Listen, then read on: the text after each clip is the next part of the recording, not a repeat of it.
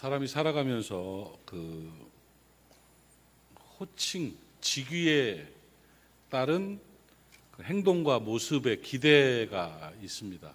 그러니까 엄마는 엄마 같아야 되고, 그렇죠? 엄마라고 불리면 아버지는 아버지 나와야 되는 그런 거죠. 성직자는 성직자다운 기대가 있죠. 목사 같지 않으면 좀 문제가 있죠. 그래서 나는 좀 문제가 있긴 하지만 뭘 끄떡거려요. 어쨌든 간에 그 부르는 거에 따른 그 행동과 모습의 기대가 있죠. 우리를 그리스도인이라고 부릅니다. 그리스도인들은 그리스도인으로서의 그 행동, 그리스도인다운 모습이 드러나는 것이 맞습니다. 그리스도인이면서 그리스도인 같지 않게 살아가고 있으면 좀 고쳐야 됩니다. 목사가 목사여야죠. 목사는 목사여야 되죠. 마찬가지예요. 그리스도인이 그리스도인이어야죠. 그러니까 그런 모습에 대해서 오늘 어떤 모습으로 살아야 행복하고 어떤 모습으로 살아야 아름다운가 하는 것을 배워보도록 하겠습니다. 그 다운이라는 말이 참 중요한 말이에요. 그 아름답다라는 말, 아름다운이란 말이 나답다는 뜻이라며요? 아름이라는 게 자기라며요? 몰라요? 아름다운 건 가장 자기다울 때 아름다운 것이다 하는 거죠.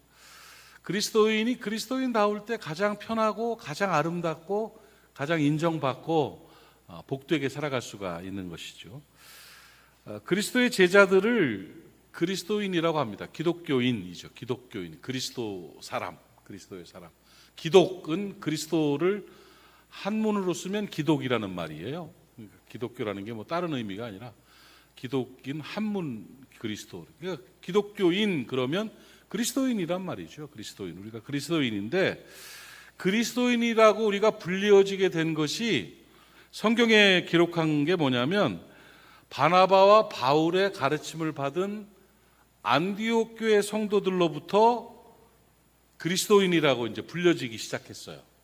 그 전까지는 예수님을 따르는 사람들을 그리스도인이라고 부르지 않았습니다. 그냥 예수의 추종자라고 하고 예수 제자들 혹은 이단자라고 이렇게 평가를 받기도 했었습니다. 그랬는데 비로소 그리스도인이라고 불려지게 된 것은 안디옥 교회 성도들 때문이에요. 근데 그 안디옥 교회 목사님이 누구냐? 바나바라는 분이죠. 바울과 함께 이제 동역을 나중에 했는데, 그런데 이 바나바를 통해서 교육을 받고 말씀을 들은 성도들이 삶이 달라졌거든요. 그러니까 바나바처럼 살았어요. 바울처럼 살았고 예수님처럼 살았어요. 그러다 보니까 그 사람들을 세상 사람들이 그리스도인이다 이렇게 부르게 된 겁니다. 지금까지도 우리를 기독교인이다, 그리스도인이다. 기독교인이란 말은 그리스도인이에요. 그리스도 사람이다 이렇게 불리지게 됐죠. 바나바로부터 시작된 이 그리스도인이라는 이름이 조롱과 비하의 이름이 아니라 영광스럽고 자랑스러운 이름이 되도록 우리가 살아내야 되겠다 하는 마음으로 오늘 말씀을 전합니다. 바나바가 그리스도인의 본류였죠. 바나바처럼 사는 게 그리스도인답게 사는 거죠. 바나바가 살아가는 그 모습을 보고 제자들과 교인들이 따라가게 되고 그 바나바를 닮은 성도들을 바라보면서 세상 사람들이 그리스도인이다 이렇게 뭔가 특별한 행동과 모습이 있었기 때문에 그렇게 부르게 된 것입니다. 오늘 바나바의 신앙, 바나바의 삶의 모습을 배워보자는 얘기예요. 그래서 우리도 세상 사람들이, 가족들이 그리스도인이다 이렇게 부를 수 있도록 살아보자 하는 마음으로 말씀을 전합니다. 바나바가 어떤 사람이었나 그거를 좀 알아보기를 원합니다. 바나바는 어떤 사람이었길래 그 핍박하던 사람들이 그리스도인이라고 부르게 되었나. 사도행전 11장 24절을 우리 한 목소리로 같이 읽어보도록 하겠습니다. 시작. 바나바는 착한 사람이요 성령과 믿음이 충만한 사람이라 이에 큰 무리가 주께 더하여지더라. 그냥 이거를 이렇게 펼쳐놓읍시다. 펼쳐놓고 한 서너 번 봐야 되니까 보면 바나바가 어떤 사람이었나 해서 제일 첫 번째로 그리스도인 바나바에 대해서 설명한 단어가 뭐냐면 착한 사람이다 이거예요. 이걸 다른 말로 하면 그리스도인은 착한 사람이어야 된다는 거예요. 그리스도인이 악한 사람이면 안 돼요. 그리스도인이 아닐 수가 있어요. 그리스도인이라면 착한 사람이어야 된다는 겁니다. 착하다는 말은 두 가지가 있죠. 성품, 인격이 착하다 하는 것과 생활이 착하다는 거죠. 그러니까 성품과 생활이 특별한 모습으로 보여진 거예요. 그러니까 바나바는 성품도 착했고 생활도 착했다는 거예요. 그러니까 사람들이 바나바를 그리스도인이라고 인정해 준 거예요. 여러분, 사람들이 그리스도인들을 평가할 때는 신학적인 실력이라든지 신앙적인 모습, 신앙적인 부분에 의해서 평가하지 않습니다. 교회 안 다니는 사람들이 여러분의 신학이 어떤지, 신앙이 어떤지, 성경을 몇 번 읽었는지, 기도를 하루에 몇 시간 하는지, 헌금을 얼마나 하는지를 압니까? 알아도 소용없어요. 그건 자기하고 아무 관계가 없어요. 그 세상 사람들을 믿지 않는 사람들이 그리스도인이라고 인정해주는 조건은 신학이나 신앙이 아니라 성품과 생활입니다. 그 사람의 성품과 생활을 보고 예수를 보는 거예요. 여러분이 모리아교회입니다. 여러분이 가게에 가가지고 행동한 게 모리아교회가 행동한 거예요.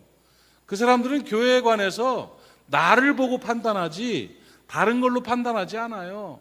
제가 모리아교회예요. 제가 식당을 가면 모리아교회가 온 거예요. 내가 마켓을 가면 모리아교회가 온 거고요.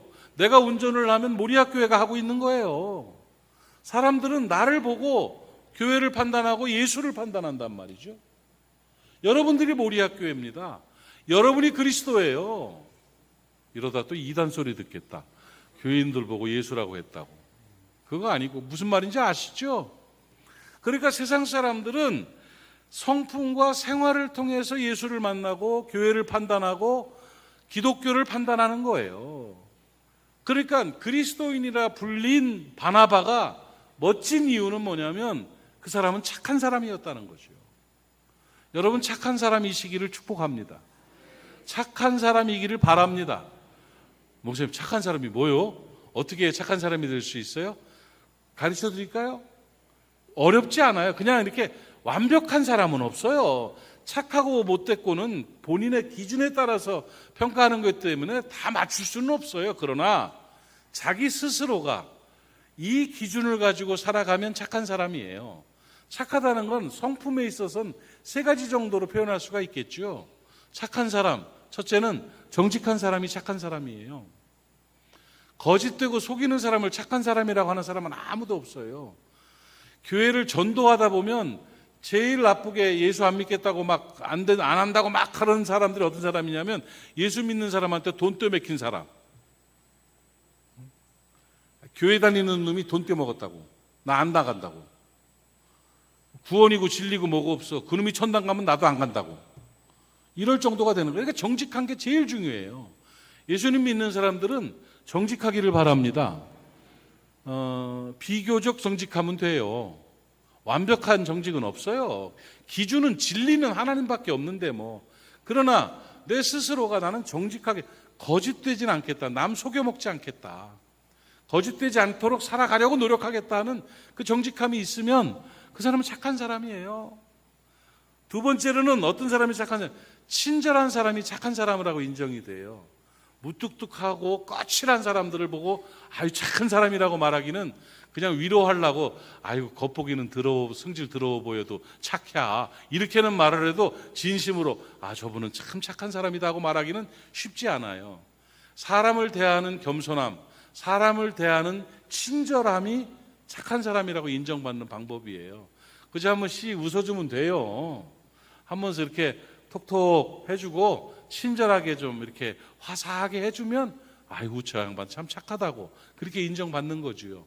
그렇다고 뭐 성격까지 바꾸라는 건 아니요. 원래 또 아니면 다른 걸로 착하게 보이면 돼. 츤데레도 있으니까요. 그러니까 그런데 어쨌든 간에 좀 친절하게 대하면, 친절하다는 것은 기분 좋게 해주는 거예요. 다른 분들을 기분 좋게. 만나면 기분이 싹 상하는 사람이 되면 그 사람 잘못 살고 있는 거예요. 만나면 기분이 쑥 좋아지는 사람이 돼야 돼요. 옆 사람 한번 슬쩍 쳐다보세요. 어때요? 기분이 쓱 좋아져요? 아, 그렇죠? 친절한 사람이. 세 번째는 어떤 사람이냐면 겸손한 사람이죠. 교만하게 막 자기 드러내고 자기 자랑하고 막 뻗대는 사람을 보고 착한 사람이라고 말하지는 않아요. 그러니까 착한 사람은 세 가지 요소를 가지면 돼요. 정직해야 되고요, 친절해야 되고요, 겸손하면 비교적 착한 사람이 되는 거예요. 그러면서 행동에 있어서, 생활에 있어서 착하다는 것은 뭐냐? 선행과 섬김이죠. 다른 사람에게 도와줄 수 있고 섬겨줄 수 있는 사람이 착한 사람인 거예요. 너는 너, 나는 나. 너무 야박하게 그렇게 살면 안 됩니다. 잘 나누고 잘 베풀 때 착한 사람이 되는 거예요. 지난번에 우리 얘들아 학교 가자 프로그램 했잖아요. 얘들아 학교 가자 해가지고 캄보디아에서 학교를 못 다니고 있는 아이들을 수십 명을 구제했잖아요. 그때 그 하는 걸 보면서 갑자기 와가지고 애들아 학교 가자 프로그램 하는데도 우리 성도들이 진짜 잘 나누더라고요. 나눠가지고 애들 문제가 아니라 그 가정을 살린 거예요. 가정을. 그걸로 인해서. 그렇게 나눠주는 거, 구제하는 거, 그거 얼마나 좋습니까? 그게 선행이거든요. 선행은 하나님이 반드시 기억하고 선행을 하는 사람들에게 복 내려주실 줄로 믿습니다. 그럼요. 자기 걸 나눠주는 게 선행이고요. 자기 시간과 재능을 도와주는 게 섬김이에요. 선행과 섬김이 있는 사람들이 바로 착한 사람이라는 겁니다. 바나바는 이렇게 착한 사람이었어요. 그래서 그리스도인이 되었습니다. 이 시대 참된 그리스도인으로 착한 사람으로 살아낼 수 있기를 주님의 이름으로 축복합니다. 아멘. 나는 착한 사람이다 하고 자기 자신이 명령하십시오. 착하게 되시고, 또 사도행전 11장 24절을 다시 한번 보시면 바나바의 신앙적인 모습을 말하고 있습니다. 신앙적인 모습이, 바나바는 착한 사람이고 두 번째로 어떤 사람? 성령과 믿음이 충만한 사람이라는 거예요. 신앙이 그렇다는 사람, 신앙의 모습이 성숙하고 특별한 사람입니다. 바나바는 좋은 신앙인이었죠. 성령과 믿음이 충만한, 성령의 다스리심을 받는 믿음 있는 하나님의 사람이 바로 바나바였습니다. 그러니까 진짜 그리스도인이죠. 성령과 믿음이 충만하지 않은 사람은 착한 사람이기는 해도 그리스도인이라고 불릴 수는 없죠. 그러나 신앙적으로 좋은 신앙인이 바로 참된 그리스도인으로 불림을 받는 거예요. 성령의 다스림을 받는 착한 사람, 좋은 십자가의 사랑을 실천하면서 좋은 신앙인으로 살아가는 착한 사람이 바로 바나바였습니다. 그런 사람들 되시기를 바랍니다. 제가 지난번 월상 예배 때 아주 중요한 메시지를 전했습니다. 근데 이제 못 나오신 분들은 못 들었을 거고, 들었던 분들도 새벽에 잠결에 들어가지고 또 까먹은 분도 있을 거고. 그런데 제가 월삭 설교 준비를 좀 이렇게 비중 있게 하는 게 한 달 동안의 나를 이렇게 이끌 그런 메시지이기 때문에 한 달 동안에 딱 가지고 있을 레마가 되어야 되기 때문에 아주 중요하게 생각하는데, 요즘 시대를 보면 너무 많이 혼란스러워요. 그러니까 기준이 없는 시대. 그러니까 이게 진리까지도 아니야. 기준이 없어요. 그러니까 자기 입장, 자기 이득이 기준이 돼요.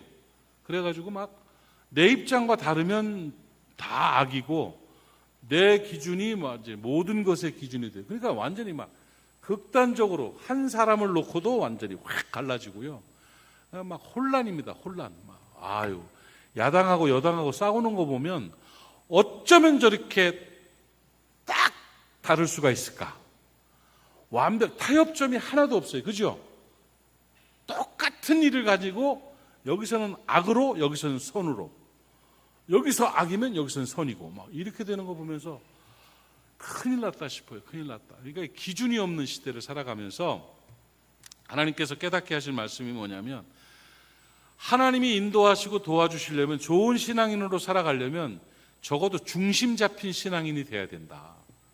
그래서 월삭 때 설교 제목이 중심 잡힌 신앙인이 됩시다. 이 기준이 있는, 중심이 잡힌, 우선순위가 있는 신앙인이 돼야 된다 하고 말씀을 드렸었습니다.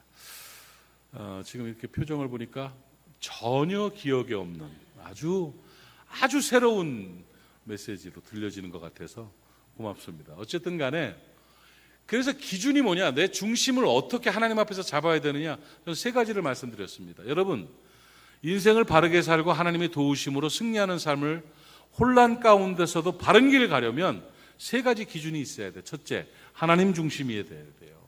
진리는 하나님입니다.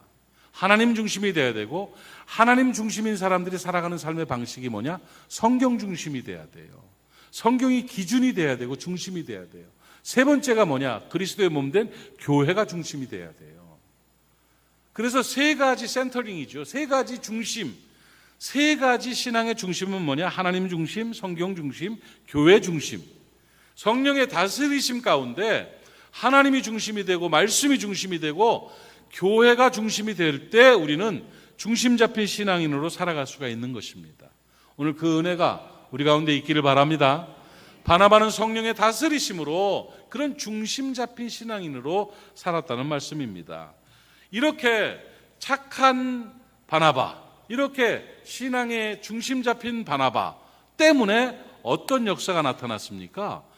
그 다음에 나타나는 기준, 그 다음에 나타나는 이득과 열매가 뭐냐면 사도행전 11장 24절에 보시면 그 은혜가 나타나는데, 바나바는 착한 사람이고 어땠다? 성령과 믿음이 충만한 사람이에요. 이해 갔죠? 이런 그리스도인이야. 그러기 때문에 이에 어떻게 됐느냐?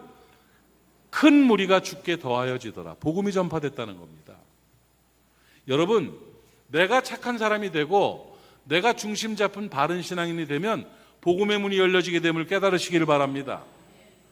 교회에 믿는 사람들의 숫자가 더해지게 되는 거예요. 진짜 예수 믿는 사람들이 많아지고 하나님의 역사가 나타나고 하나님의 나라가 건설되는 것입니다. 여러분, 그렇다면 바꿔서 말을 하면 뭡니까? 복음이 전파되지 않는 이유는 뭐냐? 내가 착한 사람, 내가 참된 신앙인으로 인정받지 못했다는 이유도 되는 겁니다, 여러분. 특별히 가족들에게 인정받는 그리스도인 되시기를 바랍니다. 저 양반은 참 착한 사람이다. 저 양반은 예수 믿고 신앙이 좋아져서 좋은 인격으로 살았다. 저분이 믿는 예수라면 내가 믿겠다. 우리 시어머니가 믿는 예수라면 내가 믿겠다. 우리 아버지가 믿는 예수라면 내가 믿겠다 할 정도. 그러니까 이에 큰 무리가, 주를 믿는 큰 무리가 더 생겨났다, 더 더해졌다 하는 이 축복과 은혜가 여러분과 우리의 삶 가운데 넘쳐나기를 바랍니다. 바나바는 그런 사람이었어요. 바나바는 참 그리스도인이었습니다. 그래서 착한 사람이었고 성령과 믿음이 충만한 사람이었고, 또 한 가지 바나바를 통해서 우리의 삶의 중요한 가치를 배울 수 있는 게 하나 있는데, 사도행전 11장 25절 오늘 본문을 같이 한번 읽어봅시다. 아주 짧죠? 이 짧게 이걸 자른 이유가 있어요. 너무나 중요한 메시지이기 때문에 그런 것 같아요. 같이 읽어요. 시작. 다소에 갔다. 딱 요 한 절이 요거예요. 초대교회에서 신실한 사역을 하는 바나바가 사울, 예수님 믿는 사람을 때려 죽였던 그 사람, 그 핍박하는 그 사울이 다메섹에서 예수를 믿게 되고 회복돼 가지고 갈 길을 몰라서 다소에서 기도하고 말씀을 연구하고 있는 그 사람을, 그 인기 있고 바빴던 안디옥 교회가 부흥하기 시작했잖아요. 그랬던 양반이 다소까지, 길리기아 다소까지 가서 사울을 만나서 사울을 데리고, 요청해 가지고 데리고 안디옥으로 와서 말씀 사역을 같이 하면서 사울이 결국은 전 세계에 복음을 전하는 위대한 사명자로 쓰임 받았어요. 그러니까 바울이 된 거예요. 바울이요, 바울이. 그러니까 이 바울이라는 위대한 인물을 초석이 돼서 길러내고 도와주고 함께한 인물이 바로 바나바입니다, 여러분. 바나바가 없었으면 바울이 없었어요. 바나바가 그런 위대한 일을 할 수 있었던 이유, 근거가 뭐였느냐? 오늘 25절에 바나바가 사울을 찾아 다소에 갔다, 여기에 나올 수 있어요. 그게 뭐냐면 한 사람을 소중히 여기는 마음이었다는 거예요. 참 그리스도인, 위대한 하나님의 사람들의 특징은 뭐냐? 한 사람을 소중하게 여긴다는 겁니다. 바나바는 그가 가치가 있는지 없는지가 중요한 게 아니라 한 사람 사울이 소중했어요.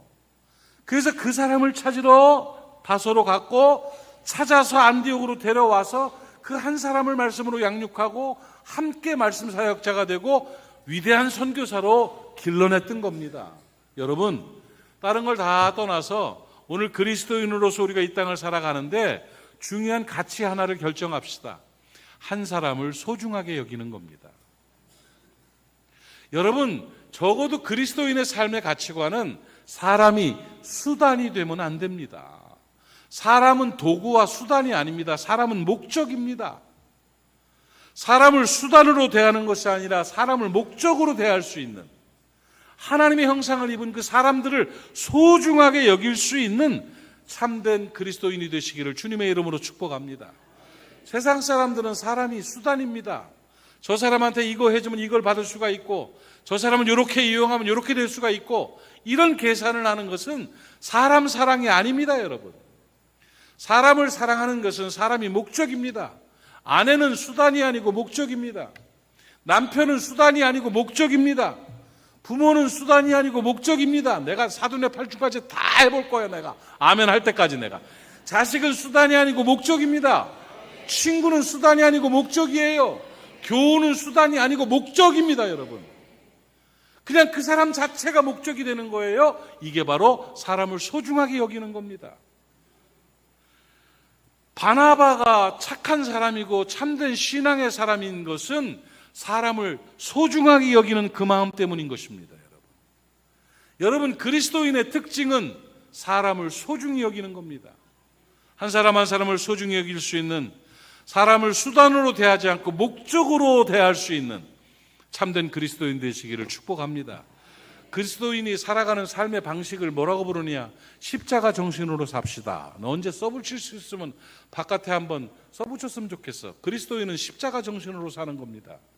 십자가 정신이라는 것은 뭐 피 흘리고 고통당하고 그 고난을 극복하고 막 이렇게 연상하는 경우가 많은데, 십자가 정신은 다른 거 아니에요. 하나님이 왜 십자가를 허락하셨고 예수님이 왜 십자가를 지셨는가에 대한 근본적인 목적이 바로 십자가 정신이에요.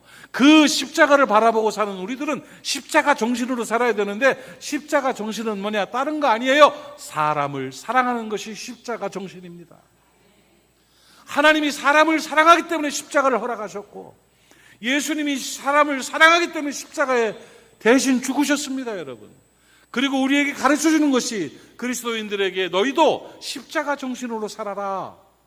하나님이 우리를 사랑하셨듯이, 예수님이 우리를 사랑하셨듯이, 하나님이 우리를 목적적으로 사랑하셨듯이, 예수님이 우리를 목적으로 사랑하셨듯이 너희도 그렇게 사람을 소중히 여기며 사랑하며 살아라. 이것이 바로 십자가 정신인 것입니다. 십자가 정신으로 사는 참 그리스도인 되시기를 주님의 이름으로 축복합니다. 사람을 잘 사랑할 수 있는 여러분 되시기를 바랍니다. 이렇게 살아갈 때 우리가 복되게 되는 것이고, 이렇게 사는 사람이 그리스도인인 거예요. 사람 사랑합시다. 교회마저도 성도들 한 사람 한 사람이 수단이 되면 안 됩니다. 교회에서만이라도 사람은 목적이 되어야 합니다. 소중한 가치가 되어야 됩니다. 이용해 먹는 것이 되면 안 됩니다. 그래서 제가 늘 드리는 말씀이, 아끼며 살아가는, 성도들을 아껴줄 수 있는 목사가 돼야 되고, 목사를 아끼는 성도들이 돼야 되고, 성도들 서로 간에 서로 아껴주는, 소중히 여기는 마음을 가질 때 그것이 바로 하나님 나라가 되는 거예요. 우리 모리아교회는 하나님 나라인 줄로 믿습니다. 여러분의 가정이 하나님 나라가 되시기를 바랍니다. 여러분의 가족들이 십자가 정신으로 목적적으로 대하며 한 사람을 소중히 여기며 살아갔을 때, 그때 하나님의 복이 임하게 되는 것입니다. 부부간에 십자가 정신으로 살고, 부모 자식 간에 십자가 정신으로 살고, 사람들을 대할 때 십자가 정신으로 대하며 살면 하나님의 은혜가 임하게 되는 겁니다. 그러니까 바나바가 그래서 위대한 사람인 거예요. 한 사람을 소중히 여길 줄 아는. 이것을 성도들에게 가르치고 나니까 안디옥 교회 성도들이 사람을 소중히 여기는 자가 되었잖아요. 그러니까 그동안은 이단자라고 불렀던 사람들이 안디옥 교회 교인들을 바라보면서 그리스도인이라고 불렀잖아요. 물론 평가들은 따로 있어요. 조롱의 언어로 사용했다 어쩌다 이런 말도 있지만, 다 떠나서 그리스도인이라는 표현은 명예롭고 영광스럽고 자랑스러운 이름입니다. 그들이 그렇게 멋지게 살았기 때문에 그리스도인이 되었고 그리스도인이라고 불려지게 된 것입니다. 오늘 그 은혜가 우리 가운데 임하기를 바랍니다. 그리고 마지막으로 한 가지를 더 보면 그리스도인은 인격적으로 신앙적으로 삶에 있어서 다 좋아요. 소중히 여기고 가치관과 관계도 참 좋은데 중요한 건 사역적인 측면입니다. 사도행전 11장 26절, 오늘 본문의 26절을 같이 한번 읽어보겠습니다. 시작. 사울을 만남에 안디옥에 데리고 와서 둘이 교회에 1년간 큰 무리를 가르쳤고 제자들이 안디옥에서 비로소 그리스도인이라 일컬음을 받게 되었더라. 여기서 중요한 게 뭐냐면 사역적으로 바울과 바나바가 뭘 중요시했냐면 큰 무리를, 교인들을 가르쳤다는 거예요. 뭘로 가르쳤느냐? 말씀으로 가르쳤다는 거예요. 그러니까 바나바는 그리스도인으로서 말씀을 가르치는 사람이었다는 겁니다. 말씀을 가르치는 자가 제자예요. 제자도는 뭐냐? 내가 가르침을 받아서 제자 되고 내가 다른 이들을 가르치는 게 제자입니다, 여러분. 내가 제자 되고 그를 제자 삼는다. 기독교의 원리가 바로 말씀 양육입니다. 설교 시간이 지금 말씀을 전하는 시간이 말씀을 가르치는 시간이고 성경 공부 시간, 제자 훈련 시간이 말씀을 가르치는 시간이에요. 큰 무리를 가르치게 됐고 비로소 말씀의 은혜로 말씀의 능력이 나타남으로 말미암아 안디옥 사람들로 말미암아 그리스도인이라 부름을 받게 됐다는 거예요. 여러분, 우리의 삶이 변하고 생명이 부여되고 하나님의 능력이 나타나는 최고의 근거는 말씀입니다. 말씀의 은혜가 임하기를 주의 이름으로 축원합니다. 말씀을 가르쳐서 사람들을 그리스도인으로 만들 수가 있었던 것입니다. 말씀을 배우고 말씀을 가르침으로 말미암아 은혜와 역사를 경험하게 되는 거예요. 한국교회의 아픔과 한국교회의 타락의 원인들을 연구하는 경우가 많습니다. 이번 8월 26일 날도 또 목회자 컨퍼런스를 또 하게 되는데 그 컨퍼런스 가운데 한국교회가 어려워지고 흔들리게 되는, 정치적으로 되고 혼란스럽게 되는 원인이 뭐냐 찾아낸 그 내용들 가운데 뭐가 있느냐면 말씀의 배제입니다. 말씀을 가르치는 일이 우선되지 않은 것 때문에 그랬다는 거예요. 한국교회가 부흥이 일어나고 막 기적이 일어난 60년대 70년대에 한국교회가 안디옥 교회처럼 말씀 양육을 시작했으면 한국교회는 더 탄탄해지고 세계 역사를 바꿨을 것이다. 그런데 기도원 찾아다니기 시작했다. 기도원이 나쁘다는 게 아니에요. 가서 와 기도하는데 말씀 읽는 게 점점 뒤로 간 거예요. 말씀 공부 시간이 줄어들기 시작하는 거예요. 정말 놀라운 일이 뭔지 아십니까? 장로가 되고 권사가 됐는데 성경을 일독도 못한 사람들 많습니다. 손 들어봐요. 못 들겠죠. 말씀을 한 번도 읽지 못하고 평생을 예수 믿는다고 말을 해요. 성경 공부 한 번도 안 해봤어. 그러고 교회 학교 교사해. 구역장 해. 아니 어떻게 그럴 수가 있죠? 말도 안 되는 역사가 나타나고 있습니다. 지금 한국교회가 그래서 기적의 교회예요. 역사하는 역사. 지금이라도 늦지 않았어요. 양육반에 들어오세요. 말씀을 공부하셔야 돼요. 여러분, 말씀이라는 것은 부수적인 게 아니에요. 아니 학교를 다니면 공부를 해야죠. 말씀은 우리가 생각하는 이게 성경은 교과서가 아닙니다, 여러분. 하나님의 말씀은 하나님의 능력이고 성경에서는 심지어 뭐라고 말씀했냐? 하나님이라고 표현하고 있어요. 요한복음 1장 1절을 한번 읽어보실래요? 한번 봐요. 시작. 태초에 말씀이 계시니라. 이 말씀이 곧 하나님과 함께 계셨으니 이 말씀이 곧 하나님이시니라. 말씀을 배우고 말씀을 받아들이는 것은 하나님을 받아들이는 거예요. 그리고 그 말씀이 세상에 오셨어요. 요한복음 1장 14절입니다. 같이 읽어봐요. 시작. 말씀이 육신을 입고 세상에 왔다. 예수 그리스도시죠. 우리가 그 영광을 보니 아버지의 독생자의 영광이요 은혜와 진리가 충만하더라. 말씀이 육신을 입고 세상에 오셔서 말씀의 능력으로 세상을 구원하고 제자를 삼고 여러분의 삶을 변화시키고 회복시키고 생명을 부여하신 거예요. 할렐루야. 그런데 왜 교회가, 왜 기독교인들이 말씀을 안 먹습니까? 왜 말씀 안으로 들어가지 않습니까? 그러니 세상 사람으로 사는 겁니다. 그러니까 그리스도인이 못 되는 겁니다. 교회에서 직분 받는 게 무슨 소용이요? 말씀의 생명이 내 안에 없는데. 여러분, 나는 평생을 예수 믿었고 가문 대대로 예수 믿었고 말씀을 내가 알 만큼 알아요. 그러니까 더 공부해야 돼요. 타이거 우즈라는 역사에 남을 만한 대단한 골프 선수가 있지 않습니까? 그 사람은 정말 그 기록을 누가 깨겠습니까?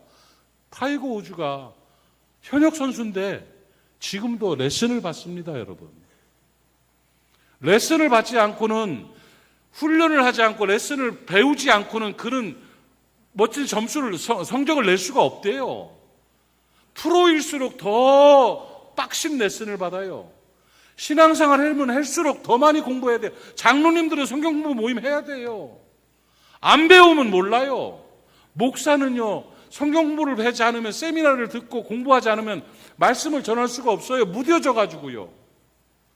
목사 공부할 수 있도록 도와주시는 게 여러분 책임 중에 하나입니다. 그래서 공부하잖아요. 목사 공부하잖아요.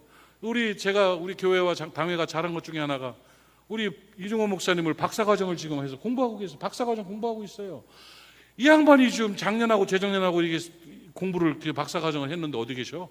눈빛이 달라지잖아, 사람이. 공부를 하면 그 과목도 과목이지만 달라지는 거예요. 수준이 높아지게 돼 있다고요. 여러분, 말씀 양육을 받게 되면요, 여러분의 인생이 달라집니다. 이제부터 하나님의 말씀이 여러분의 생을 지배하기를 주의 이름으로 축원합니다. 말씀을 배우는 일에, 말씀을 공부하는 일에 최선을 다하십시오. 그래서 말씀의 능력을 경험하는 우리가 될 수 있기를 바랍니다. 이번에 말씀 양육 강사 모임을 합니다. 양육 강사 모임에서 말씀 가르칠 겁니다. 그리고 그들이 다른 사람을 가르칠 수 있도록 할 겁니다. 안디옥 교회처럼 말씀이 돌아가는 교회, 말씀이 역사하시는 교회가 되도록. 그러면 우리가 모두 어디를 가든지 그리스도인이라고 칭함을 받고 인정받고 하나님 앞에 영광 돌리게 될 줄로 믿습니다. 사랑하는 여러분, 내가 그리스도인입니다 고백으로 살아갈 수 있기를 바랍니다. 내가 바나바입니다 하는 고백으로 살아갈 수 있기를 바랍니다. 바나바는 참 그리스도인이었습니다. 그는 참 착한 사람이었습니다. 그는 중심 잡힌 신앙인이었습니다. 그는 사람을 목적적으로 대할 줄 아는, 한 사람을 소중히 여길 줄 아는 사람이었습니다. 그리고 말씀의 능력 안에 있었던 사람입니다. 그래서 그는 위대한 그리스도인으로 불려지게 된 것입니다. 오늘 저와 여러분에게 그 은혜가 임하기를 주의 이름으로 축원합니다. 기도합니다. 하나님 아버지, 은혜를 감사합니다. 오늘 주신 말씀이 심령에 잘 박히게 하시고 내가 이 시대의 바나바로, 내가 참 그리스도인으로 살아가게 하여 주시옵시며 하나님 앞에, 사람들 앞에 인정받는 주의 제자로 살아가게 하여 주시옵소서. 오늘 말씀의 능력으로 사로잡으시고 말씀의 권세로 우리를 인도하여 주시옵소서. 예수님의 이름으로 기도하옵나이다. 아멘.